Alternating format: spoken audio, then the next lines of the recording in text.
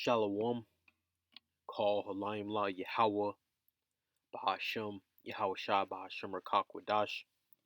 Double honors to the elders and apostles of Great Millstone who rule and teach well with a hopeful elect. And a sincere shalom to the house of David, the 1/3, the hopeful elect that's tuning into the truth and pushing the truth with all truth and sincerity throughout the four corners of the earth where we have been scattered. Now, this is just a quick touch up going into spiritual power. I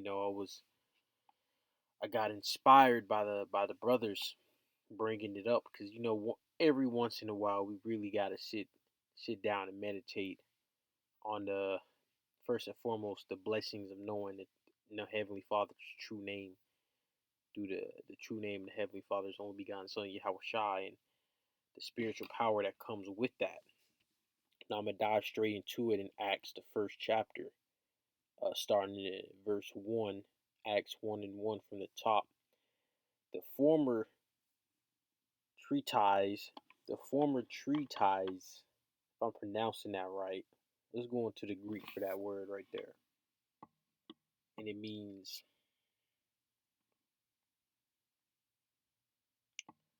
have an account, a speech, a word, a saying, something that was said, right? The former treatise have I made, O Theophilus, of all that Yahweh Shai began both to do and teach, until the day in which he was taken up, and that's when that second covenant was, once he rose, that second covenant was put into place. Once he was taken up, he was well on his way to sitting on the right hand of the Heavenly Father. After that, he, through the Rakakwadash, had given commandments unto the apostles whom he had chosen, the elect, right? That's just going into the elect. To whom also he shewed himself alive after his passion by many infallible proofs, being seen of them 40 days, and speaking of the things pertaining to the kingdom of the Most High. And being assembled together with them, commanded them that they should not depart from Jerusalem, but wait for the promise of the Father, which saith he, ye have heard of me.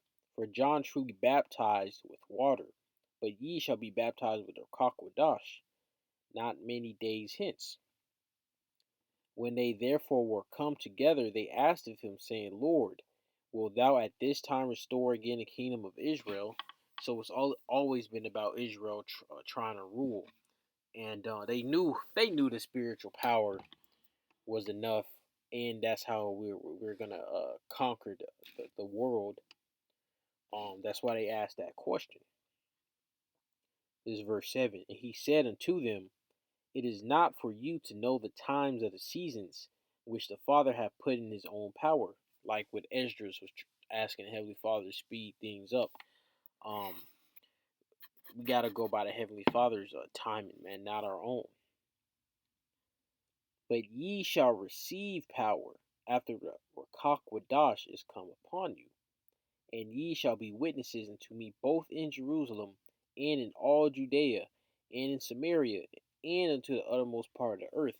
And that's to be able to understand these scriptures. And that's just a certain level of spiritual power, because um, there's different levels of spiritual power, right? You got understanding the scriptures, which is the beginning of it all. And then it manifests even higher with,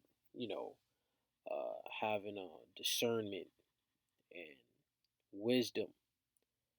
And even deeper than that, it comes the physical form of spiritual power, enhancing your bodies to greater lengths than what they already have now. Like, for example, let's go to Luke 10, and I'm going to start at verse 17. And the title says the happy results. And the 70 returned again with joy, saying, Lord, even the devils are subject unto us through thy name. Spiritual power. And he said unto them, I beheld Satan as lightning fall from heaven. That's talking about you Edomites getting out of rulership. Behold, I give unto you power to tread on serpents and scorpions, and over all the power of the enemy, and nothing shall by any means hurt you.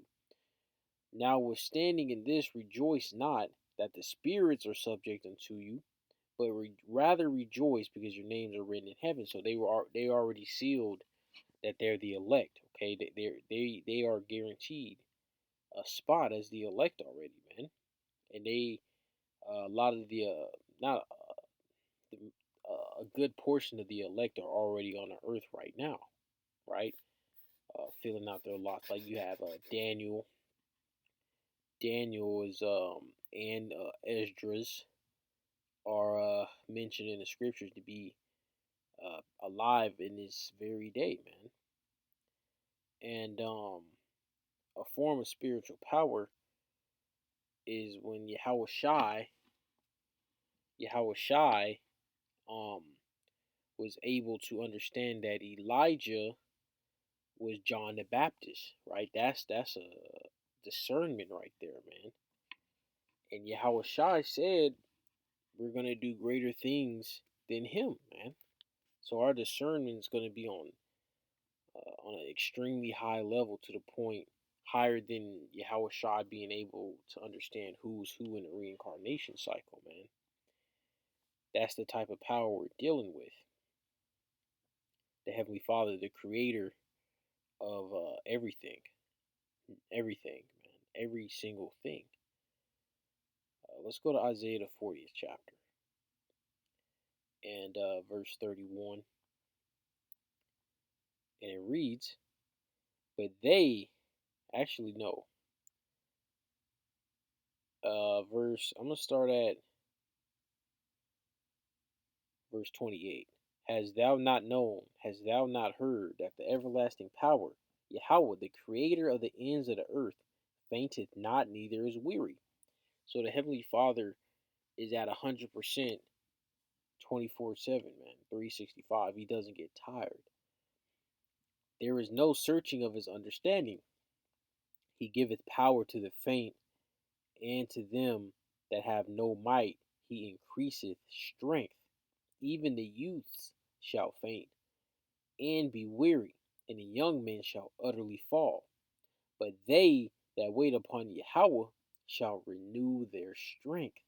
They shall mount up with wings as eagles. So that's Jake out here, the elect out here flying. They shall run and not be weary. So you're gonna have what is his name? Wally West. You know Wally West as that speed force, right? And one of his powers is that he can he can steal speed from people, right? I think it slows them down, man. You're gonna have Jake out here stealing speed from these whatever comes in their way, man. It's gonna be ridiculous. They shall run and not be weary, and they shall walk and not faint. So the Heavenly Father is gonna really turn up the elect, and it's gonna mainly be here in Babylon the Great. Let's get that, because this is where Jake is really gonna get that glory, pursuing the Zephaniah 3rd chapter. But let's go to Micah 4:10. Be in pain and labor to bring forth, O daughter of Zion, like a woman in travail. For now shalt thou go forth out of the city, and thou shalt dwell in the field, and thou shalt go even to Babylon.